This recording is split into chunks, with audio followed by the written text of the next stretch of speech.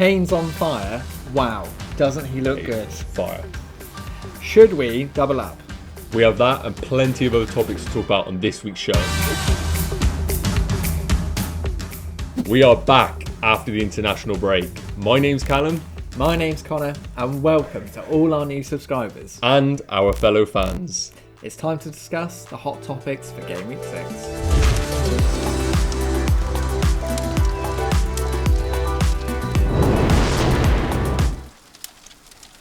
Right, first topic, mate. Let's do this. Right, first hot topic, and that is, do we double up on Spurs assets? So we all know we're talking about the deadly duo right now, aren't we? Kane and Son. Yeah. I mean, a weird game, that one. I mean, it's a fantastic game, wasn't it? And what a goal that was from Lanzini. Kane and Son both look so good. Yeah.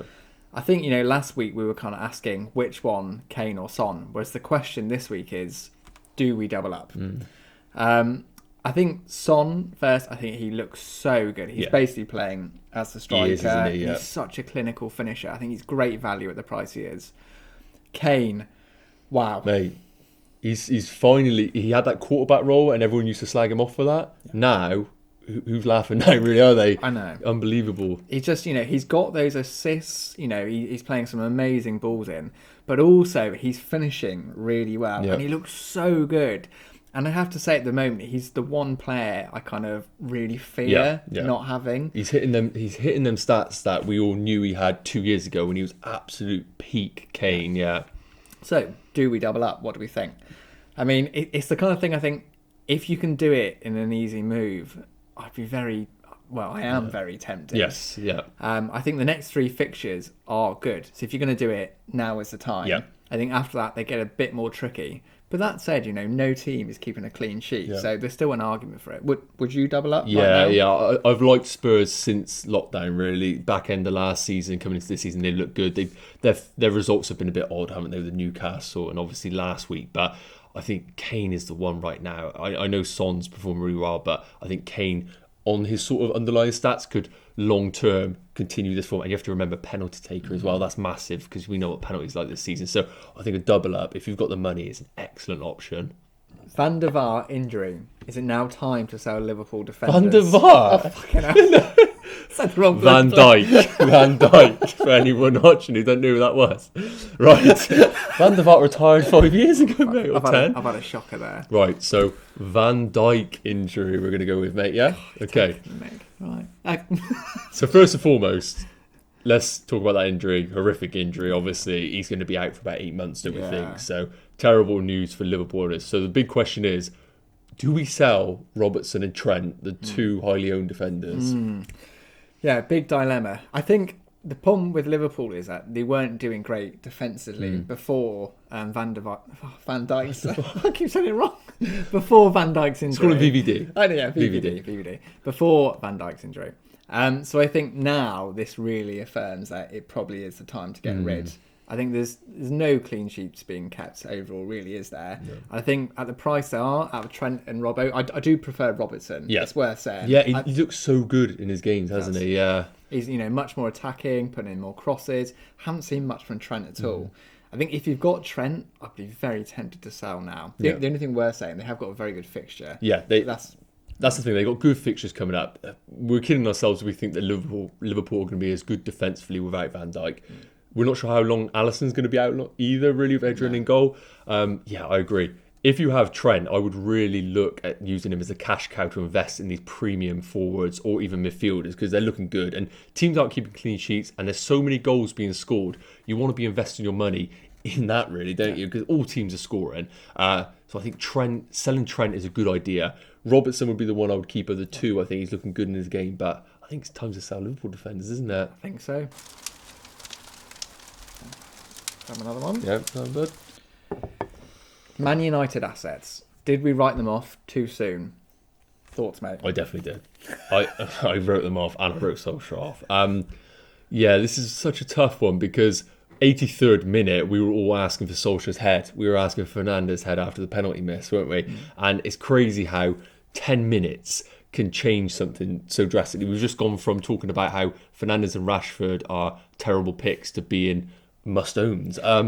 It's so difficult right now in Man United. They're so up and down. I don't really know what to pick. And right now, for me, I feel like I want to see more from Man United before I jump back on that train, because I think the one thing we've taken from that game is Fernandes is still the best player in that team, isn't he? I think he is. I fortunately kept Fernandes, and obviously you'll see this in our next team selection video coming up, so have a look out for that one. But yeah, I thought Fernandes looked really, really good. Didn't he? Obviously, when the penalty miss happened, I was thinking, oh no. But he could have had a really big haul in that game. Yeah. You know, and I think Great finish on that offside one as well. Yeah, brilliant. Really great finish. I think he looks the best asset to own. And he's not too expensive. I thought Rashford looked really good as well. So I think maybe we did all write them off a little bit too soon. I wouldn't be rushing to get him. I think that's it. I think he is a good option overall. Kind of player that if you have him, hold. But if you don't panic too much. It's the whole short-termism thing, really. We kind of just forget about players. I think Fernandes is a solid pick. And Rashford is that differential one that players can be looking for. But yeah, I think Rashford looks good and Fernandes looks even better. Yeah. Right, ready for another one, mate? One more. Let's do it. Okay, so these boys are the flavour of the month. Aston Villa assets. I think they look really good at the moment, don't they? Won every game so far, and they've got options all over the pitch. So Martinez in goal looks really, really good. Obviously, well done to those owners who've already got him in. But I really like the look of Concert and Target at the back. I think at 4.5, 4.6 million, with no defenders keeping clean sheets, I think they look great. In midfield is where things get really interesting. So many good options, really surprisingly as well, Definitely. So let's just talk about Barkley versus Grealish. Which one do you kind of prefer? Obviously, Grealish a bit more expensive, but probably more reliable. Maybe the pick I go for. But Barkley around 6 million. You know, he's getting in the box. He's playing quite far forward. Stats look pretty good. So Barkley's always been a great player. He's one of those players at Chelsea where he got the goals and assists, and he looks like it's such a small sample to take from for him being a goal scorer right now, but he has scored 2 good goals.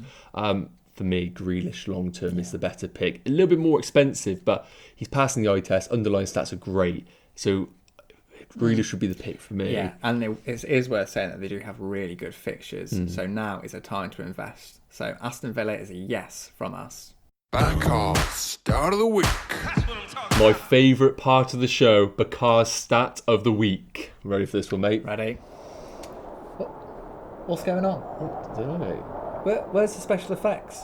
Budget cuts. What? Budget cuts. I can't believe that. This better not be a weekly occurrence. Get your act My together. favourite part of the show, that Get your is. act together. Anyway, what have we got, mate? I'm going to have to cheer this section up a little bit, aren't I? Okay, well, Bakar's delivered. The postman's delivered, of course, yeah. Someone's delivered. So, this week's Stat of the Week. No player created more chances or recorded more touches in the final third in the Palace v Brighton game than Lamptey. He was second for penalty area touches too. Points are coming soon. He's a really lovely player. He is. And he does have really good attacking potential. But I will say, do we really want to invest in Brighton defenders right now? I mean, there's no clean sheets, is there? Yeah, I think that's it. He's looking good attacking-wise, but I think there could be better teams to target other than Brighton. I need to see a bit more from them. So, good pick, but I need to see a bit more defensively. So, thank you, Bakar. A brilliant stat as ever. And if you haven't already, be sure to check him out on Twitter. Provides excellent FPL content. Right, stay tuned, people, because next we're going to be telling you who we think is the best captain for Game Week 6. Correct, Captain. This is where we pick the player who we think is going to be the best captain for the upcoming game week. And to decide this, Conor and I go against each other in a weekly challenge. Winner picks first. So the score is currently 2-2. My pick last week, Kevin De Bruyne, not even featuring. So Conor's Son pick gets the win at 2-2. Very happy about that. This week's challenge is who can fit the most marshmallows in their mouth while saying the words Kevin De Bruyne. Whoever fits the most in their mouth wins and picks first. These challenges get more ridiculous every week. Casual bit of fun playing FPL turns into this, isn't it? Anyway, I'm still going to win this, so... You're not. You go first, mate. Kevin De Bruyne. Oh, that was tough already. Kevin De Bruyne. Kevin De Bruyne. Kevin De Bruyne. Kevin De Bruyne. Kevin De Bruyne. Hey. Kevin De Bruyne. Kevin De Bruyne.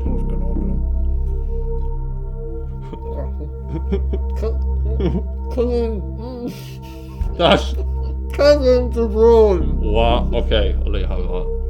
Right. Kevin De Bruyne. There's no way. There's no way you're getting that in. Oh, fucking hell. No. Game over. No, game over. Winner.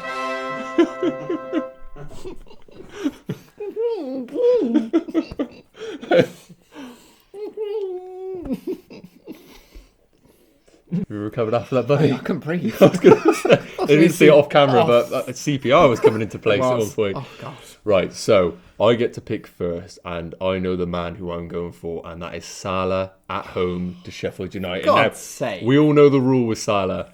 If he plays at home against a team outside of the top six, he is your man for captaincy. His record's ridiculous against the top six, and this is a different Sheffield United to last year. They are not the same beast. Unfortunately, because I love Sheffield United, they did really well last year, but they are not looking the same. And Salah, although Liverpool have looked a bit dodgy right now, he has been Mr. Consistent. Obviously, got the goal against Everton, brace the week before, so I think Salah's a solid pick. So, yeah.